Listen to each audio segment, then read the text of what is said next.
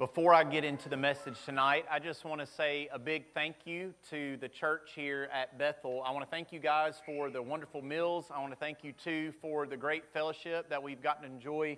And I really enjoy just getting to visit and be with different people and different churches that I ordinarily don't get to be with. But this one was really special to me because I also got to have my family with me. And I try as much as I can to bring them along whenever I get to go to different places. And that doesn't work out all the time, but this one did. And I was so excited that they could join me, and we have absolutely loved getting to talk with you guys before and after worship and just get to spend time with you. And also, we love this area. It is absolutely beautiful. We did go to Fall Creek Falls today, and I do have a little bit left in me. So, but I did, my wife actually did most of the work today, keeping the kids above water and everything. So I appreciate that. But again, thank you guys so much for the invitation and to be here with you again tonight. So Jesus in Luke chapter 14 had just completed an amazing miracle and then had two amazing teachings. And if you've ever read through the gospel accounts, you might remember countless times whenever Jesus would teach something that maybe was a little bit challenging, or maybe something different than they have heard before, or maybe he had just performed a miracle, there was usually something that followed. And that was what you see happening here in Luke 14, and that was a crowd. Now, a lot of folks, when you see a crowd, you think of a crowd as, hey, they're really interested in what I'm saying, and they're here, right, for the right reasons. And you would even probably say that a lot of us maybe choose to do what we do if we're not careful at times because of a crowd. But that's what set Jesus apart from anybody else, is that whenever he saw a crowd, he also was a little bit skeptical at times, because when he saw a crowd, he also wanted to use that opportunity to see why that crowd was really there. And I'll give you an example. Remember in John chapter 6, when the crowd was hungry and the disciples were about to send them on their way. And then Jesus was like, well, hold on, we can feed them. And what he does, he finds this little boy and turns it, as one person said, from his Hebrew Happy Meal or Levitical Lunchable into a meal for thousands of people. And if you remember, people were amazed that there was not just enough food to feed all these people, but enough food left over, like that filled baskets full, that what happened the next day? More people showed up. And they're like, man, this is incredible. This man just, turned a little bit of food into a meal for thousands of people. They showed up, but Jesus knew that a lot of them were there not for him, but for what? Well, another miracle or some more food. And so in that text, if you remember, Jesus says something that made their jaws drop and most of the crowd walk away. And he said this: unless you eat my flesh and drink my blood, you can have no part with me. Now, keep in mind, in 2025, we know what Jesus means. They did not. And they're like, wait, what? And then he goes on to say, well, I want you to know that I'm the bread of life. Like what you're really after, like when it comes to something like physical or food, that's only going to help you short term. I'm here to help you long term. I am the bread of life. And bread was food for their journey. So he's saying, I'm here for you now, but I'm also saying what I'm going to give you is going to really make you full. And when the crowd heard, eat my flesh and drink my blood, they're like, we're out. And most of the people left. And do you remember what happened? He turned to his disciple and he's like, hey, are y'all going to go too? And so he uses crowds often as opportunities to really figure out where people are at. And so with the topic that I was given tonight, and like I did last night, and I try to do this with every lesson, I want us all together to try to put ourselves in that crowd. And what if we, as we go through this text tonight, allow Jesus to test our own motives? And picture us being there. And as we work through this text together, and when I say slowly, we're going to slowly work through it because it's not a lot to cover. I want you to answer these different questions that I'm going to pose to you. And a lot of them are going to have answers. Some of them are not, because wherever you're at in your own walk, I hope you see it in light of that. I don't care what stage of life you're in. I don't care what age you're at. I want us to look inside as we put ourselves in that crowd and try to answer some of these questions. So there's this great crowd accompanying him, and he says this very hard teaching. He says this, if anyone wants to come after me and does not hate his own father and mother, wife and children, brothers and sisters, yes, even his own life, he can't be my disciple. And then he says this statement, which was the topic I was given, who does not take up his own cross and come after me, he cannot be my disciple. So let's break this part down. And I'll go ahead and tell you this first part is really not super challenging, but even within it gives us a picture about who he's talking to. And here who he's talking to, everyone.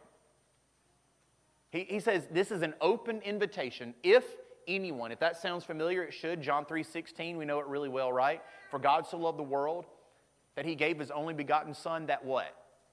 That whoever, anyone, whoever wants to be a part of this, it's an open invitation, anybody. And so you might be sitting there, and I don't know if any of you are struggling in your home life, he means anyone. If you're struggling with addiction, he means anyone. If you're a hypocrite, he means anyone. If you are divorced, he means anyone. If you are going through a season of doubt, he means anyone. He means anyone. It's an open invitation. And I'll tell you, I am so grateful to know we serve a God that gives that open invitation. To be a part of something bigger. That's why we talked about last night that when you put on Christ in baptism, he's not just saving you from something, but to something. He wants all of us to be invited to be a part of this bigger rescue plan. And I've told my wife before this that I am very guilty at times of being a little skeptical in my own heart and mind with the if anyone thing. And here's what I mean. There have been so many times that we've either had like a community outreach event at the church and we've had people show up to that and then they start coming around and I'll say I won't vocalize this, but I'll vocalize it to you, okay? And I've said, well, I don't think that person would really be interested. Or I don't think that they would, I think they're here probably, I'll kind of make those own calls. Well, by the way, I am so grateful that God is not like Andrew Itson. Because I know what God does whenever I say something like that. He scoots to the edge of his seat in heaven, looks over and starts laughing at me. He's like, I'm about to prove you wrong. And the very person that I said probably wouldn't is the very person that I think about a person in Robertsdale right now is a deacon who I thought they would never be interested. I mean, it's amazing to think about how God does that. That's my story. My mom and my dad did not grow up in the church. No Christian background at all. And I would not be here if two different sets of people, one man and then this couple, didn't see my mom and my dad even as young people and say even that person. What I'm saying is there's those kind of people in your schools where you teach. There's those kind of people that are living on your street. If anyone is this open invitation. And so that's great news, but there's another part coming. He's saying, listen, it's open to anybody, but you also have to understand that part of what makes this difficult and challenging as we are this crowd is we have to also deny ourselves. So here's the next part he says. If anyone wants to come after me, this is a very passionate pursuit. And I want to ask you this question since we're all in the crowd of Jesus' teaching. Would you describe right now your walk with God as a passionate pursuit? And as you reflect on that question, that phrase, come after me, meant two things to them. In the Greek, that phrase was actually a romantic term. Now you might think, well, that sounds kind of weird. Well, what it was describing, he was using a term they were very familiar with as like one when they were courting or they were dating, they would do all these little special things to try to get that person's attention. Do y'all remember whenever you did that? Did you ever do something kind of maybe weird or odd because you loved that person? And I'm not talking about like when you were in love. I'm talking about that one where you were like in love. You know what I'm talking about? That one where you kind of did some very odd things. Why? Because you loved that person, right? It was a very passionate pursuit. You were opening doors, right? You were walking around the car then, and you were trying to pay for everything. And then maybe I was thinking about a few things with me. I remember one time I was dating somebody, and I really liked her, and she drove home, which was about 2 hours away, and she left some medicine. And she's like, oh, Andrew, I left medicine there. And I was like, she said, but don't worry about it, it's not a big deal. And I was like, oh, you know what I'm going to do? I'm going to drive it all the way 2 hours to bring it to her.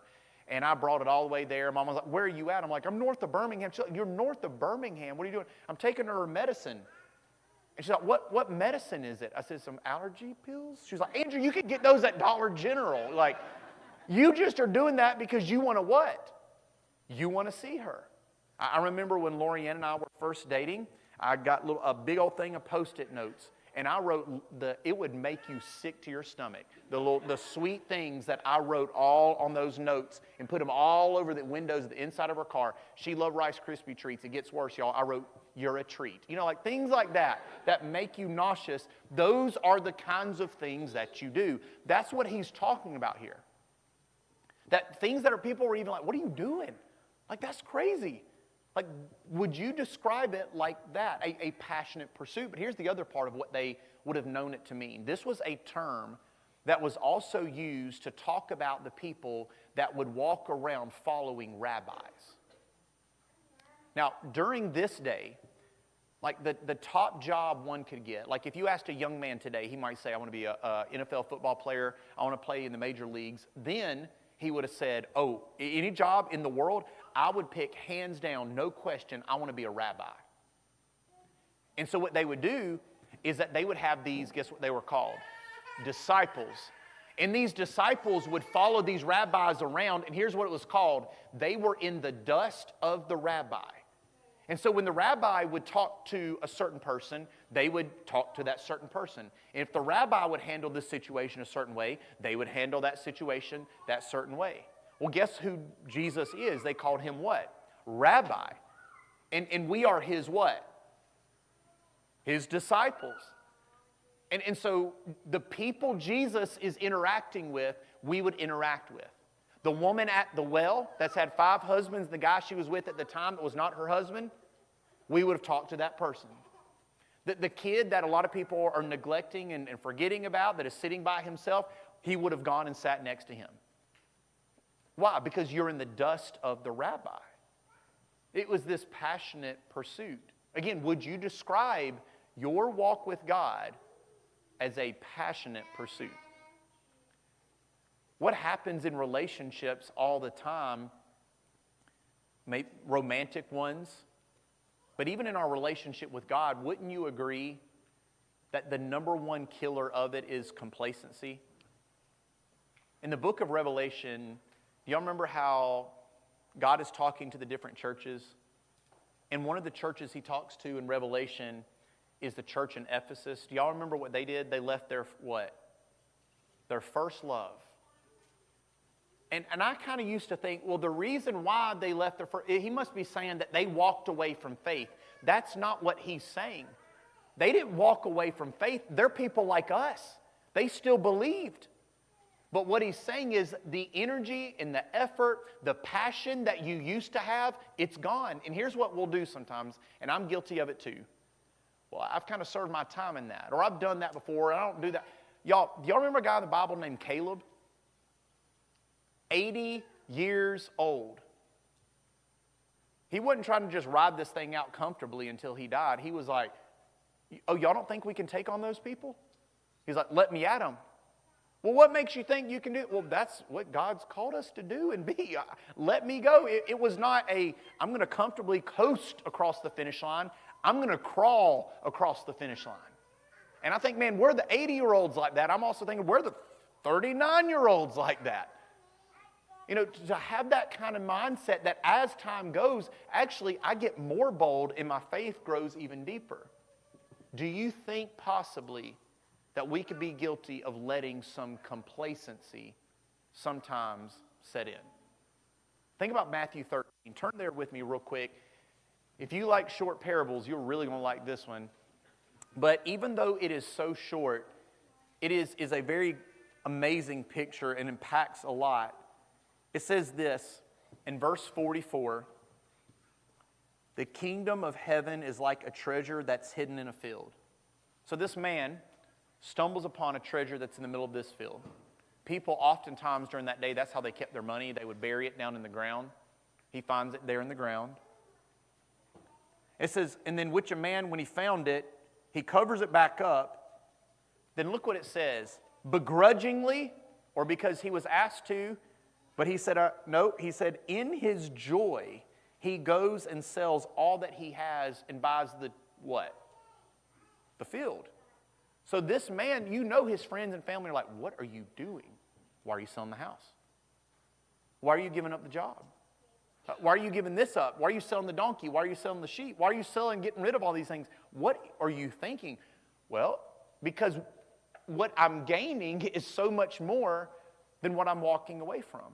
In his joy, he did it. The reason why I bring that one up is not just the fact that this man gave it all up and it was a passionate pursuit, but he also understood this, that when you passionately pursue Jesus Christ, no matter what stage or age of life you are at, we don't do so begrudgingly.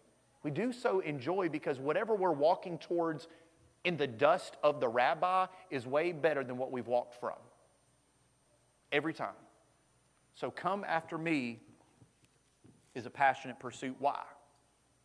Why would he put this? Why does he feel the need for us to be that focused on him and going after him? This guy on the screen is a man named Nicholas Copernicus. And he lived at a time that the world believed that the earth was the center of the solar system. Well, he believed there's no way that could be the case. And here's what he said: the earth cannot be the center of the universe. It has to be the sun. And the reason is because the sun has the gravity to keep everything in its place. You know what people thought of this guy? He's nuts. Because can you blame him? Because where we're standing, does it not feel sometimes like everything revolves around us? We look around and it seems like the world revolves around me and what my interests are and what I want, and so you can't blame them. But then they were about to joke on the guy. They started studying it and they were like, oh man, this guy's actually right. The earth is not the center of the universe. The sun is, and here's why. Because the sun has the gravity to keep things in place. And that's the same thing spiritually speaking. The reason why we want to be that passionate in our pursuit is that he's the one that can keep everything in orbit. He's the one that has the gravity to keep things in its place. So in our joy, we passionately pursue. So here's the questions. I didn't mean for it to be a song lyric, but it kind of worked out. So, have maybe you lost that loving, I should put loving feeling? Or would you say maybe in your life that some complacency possibly has been setting in?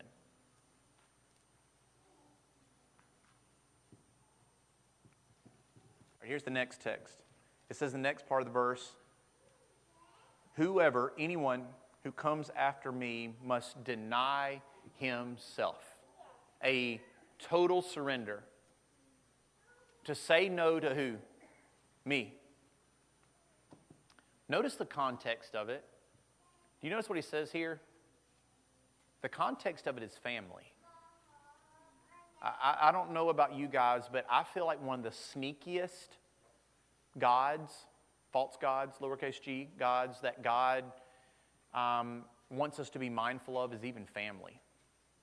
I know that might sound odd, but I'm at a stage of life where my kids have a lot of stuff, and I love my kids, but they make lousy gods. I was in campus ministry for years.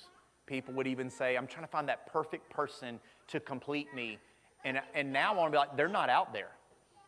There is no human being out there to complete you. Your wife, your husband might be awesome. They make a very lousy God.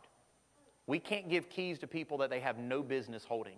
Because what will happen is, if we put a person on a pedestal or a family member on a pedestal, what happens is, there's a quote I have written in one of my Bibles that whoever we idolize outside of God, we demonize. It's the idea that we hold them to such a standard that they're not supposed to be at.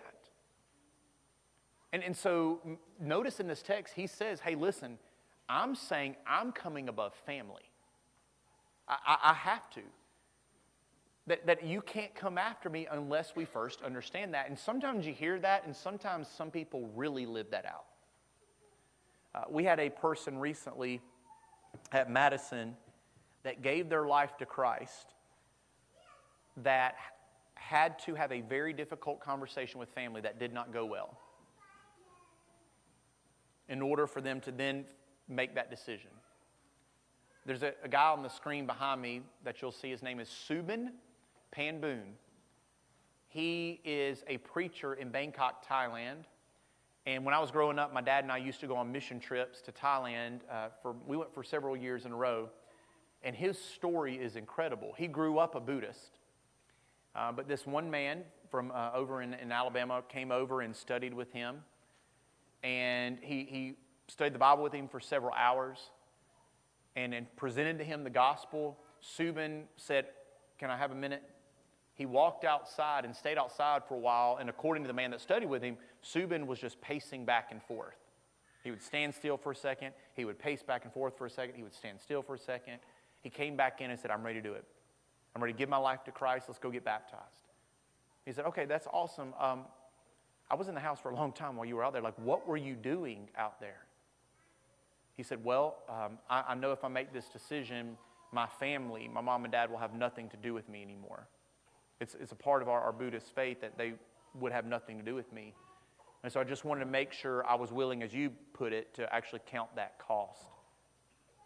And true to what happened is he made that decision and never was able to talk to his mom or his dad again. Now, I'm not saying that the level in which you deny yourself is going to always look like that. But what maybe it's going to be like the rich young ruler in Matthew chapter 19. Remember when he said, "Hey, I want to follow you, and I want to have that eternal life." He said, "Well, okay, well, how about this? Give all the things you have, sell those and give the money." He was like, "Well, maybe not that." And it says in the text, he walked away what? Sad in his wealth. He wasn't willing to make that exchange. It was one of those, it's not the fact that God needed his money, God needed this man's heart. And so maybe we could think about it like this: what in our lives have we made a lowercase g God? What about John 4? Remember when Jesus met that woman at the well that had 5 husbands? The man she was living with at that time wasn't her husband. Jesus offered her new life. And then the disciples showed up. And if you remember in the text, they said this to him, "Rabbi, eat something." Now, Jesus is not against eating, which I love that about Jesus. The Bible says he came to this earth eating and drinking. Praise God. I love to eat. I love the fact that he loves to eat. The Gospel of Luke, if you notice, if you read through it, he's either at a table, leaving a table, or he's going to a table. He eats his way through the Gospel of Luke. And I love that. So it's not that he's against food, but he understands what's going to fill a person. So when they said, "Hey, Rabbi, eat something," he said, "Well, guys, I want you to know my food is to do the will of the one who sent me." What makes me full is not thinking about self. What makes me full is thinking about the needs of other people. So here's 2 questions. And I try to frame these within a church context. Would you classify yourself, even within the body of Christ, as just a spiritual consumer? Not necessarily wrong to consume, to listen, to take in the things that you're hearing, but would you describe your walk just as that? Would you be able to say, "I'm not just a spiritual consumer, I'm also a spiritual contributor"?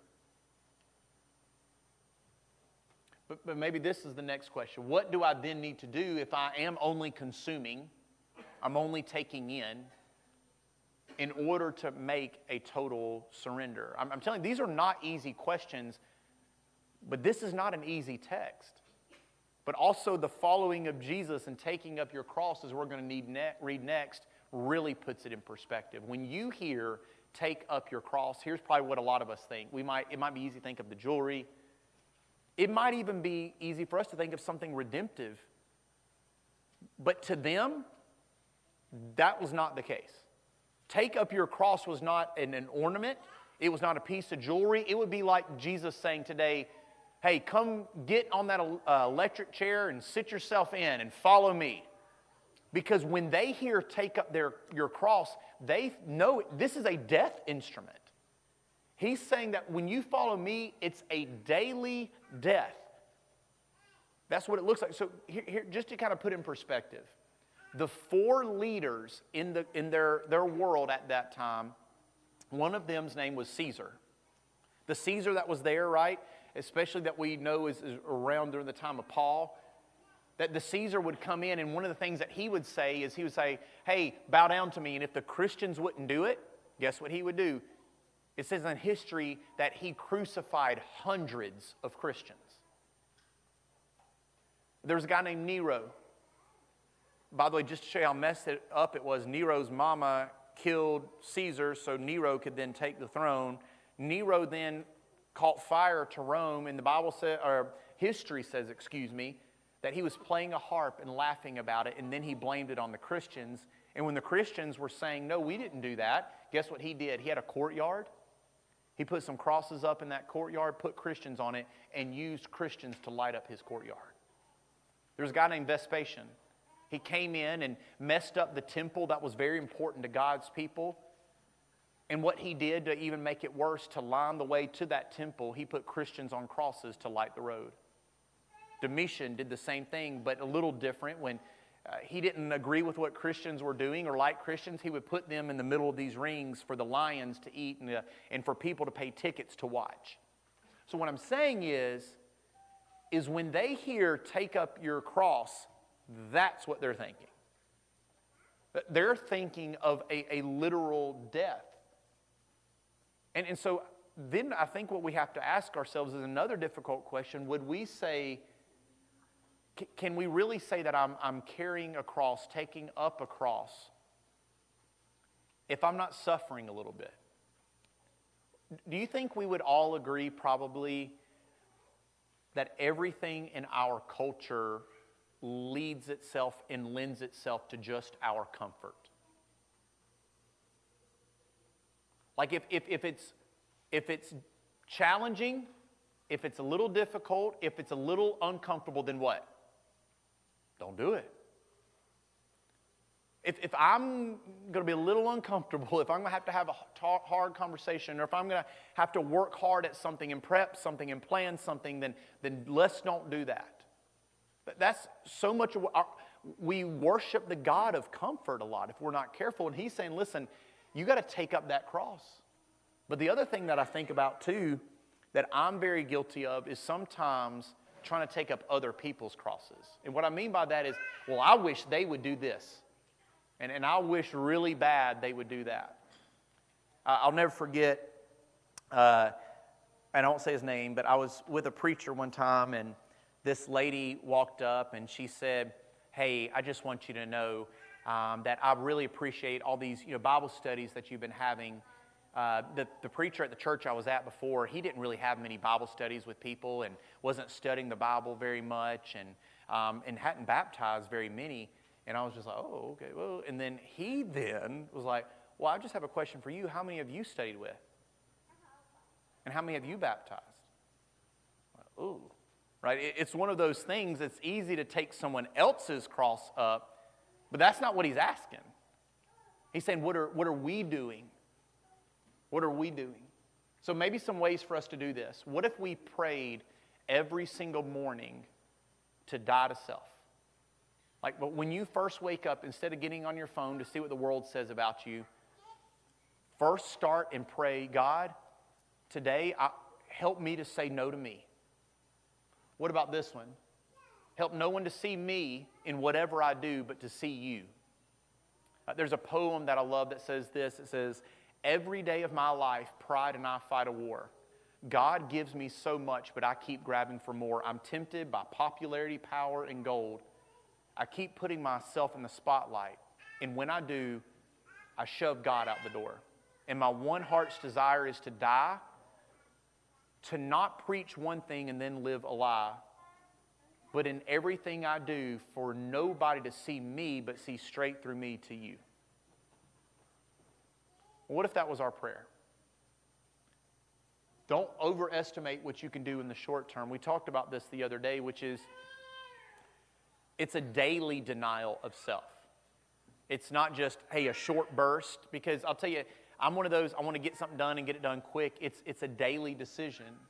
But also embracing the cost. Do hard things in the name of Jesus, but also make other focus decisions. So have you brought all your beliefs captive to Jesus' teaching? Have you brought your will and your decision captive to his direction? So it's these three mentalities that we're really what we're getting at from this text. Number one, it's a wherever mentality. It's him saying, hey, would you be willing to go with me there? There was a man named Martin, and I've tried to pronounce his last name. I even Googled it, and I'm not even going to attempt. But he lived in Germany, and we'll just go with Martin.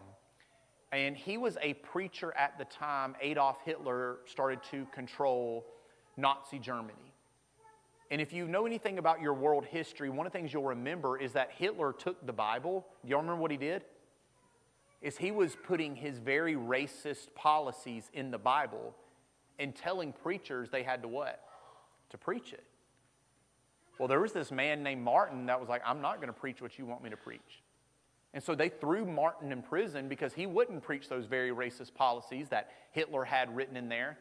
And so another preacher and a chaplain went and visited Martin in prison, and they said, hey man, what did you do? And he said, I got a better question for you. Why aren't you in here too? And that's an example of, listen, I'm willing to go wherever, even there. But then what about this, a whenever mentality? You remember in Luke 9, when this man said, hey, Jesus, I want to follow you. And he said, foxes have holes and birds of the air have nests. And they're like, we want to follow you. He said, okay, well, come on. He said, well, first, let me go talk to my mama and let me go talk to my daddy. He said, nope, you're not fit for the kingdom. And that made me, as I was thinking about it, I said, would I be fit for the kingdom? Because sometimes I'm kind of like, well, I'll do that later. Or I might. Let me think on that. He's like, no. Are you willing to do that right now? And what about this one? This is where we're in tonight, a whatever mentality. What about that? Do you remember Matthew 22? The Pharisees were trying to trick Jesus. They said, hey, Jesus, we got one. And they really thought they were going to put Jesus in a pickle. You can't do that with him, turns out. He's Jesus. And so what happened was they said, hey, what do you say we do about taxes? And here's what they thought. We got him either way, because what if he says, well, yeah, pay taxes, all of his followers are going to be like, well, I'm not following you anymore, because that's the whole reason why we were excited about you, because we don't want to follow Caesar. But then if he says, don't pay taxes and don't give to Caesar what is Caesar's, then what's going to happen is it's going to start an anarchy, and we're going to have a reason to crucify him. They think he's got just two choices. Then Jesus does what Jesus is going to do. He gives not A, not B, but C. He said, well, how about this? See that coin that's got Caesar's image on it? It's got his image on it, so give to Caesar what is Caesar's. But then, give to God what is God's. And as you think about that for just a second, what kind of hit me with that was, would you say that we might hang our hat on the fact that we are a really good citizen, which is good, by the way. And we don't speed a lot. You know, for the most part, we do what we're supposed to. And we say, you know what? I'm doing pretty good. I've been given to Caesar what is Caesar's. But a follow-up question I want us to all ask ourselves, have we been giving to God what is God's? Maybe you're giving to Caesar what is Caesar's because his image is on it. But I want to remind all of us, God's image is on you. And are you giving to God what is God's?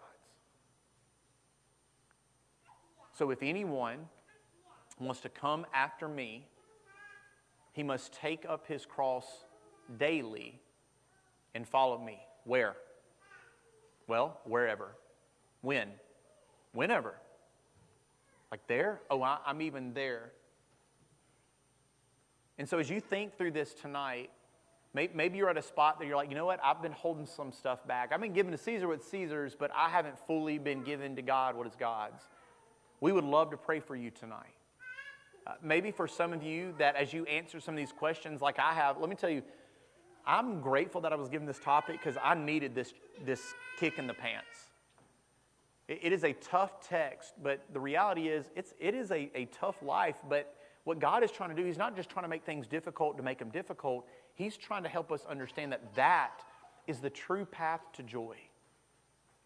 And so if you're here tonight and maybe you've never even given your life to Jesus Christ, you've never made that decision, you could go in the watery grave of baptism tonight to be forgiven of your sins. So my encouragement is this: if you're here and you want to be more passionate in your pursuit, to start daily taking up your cross, we want to pray for you tonight.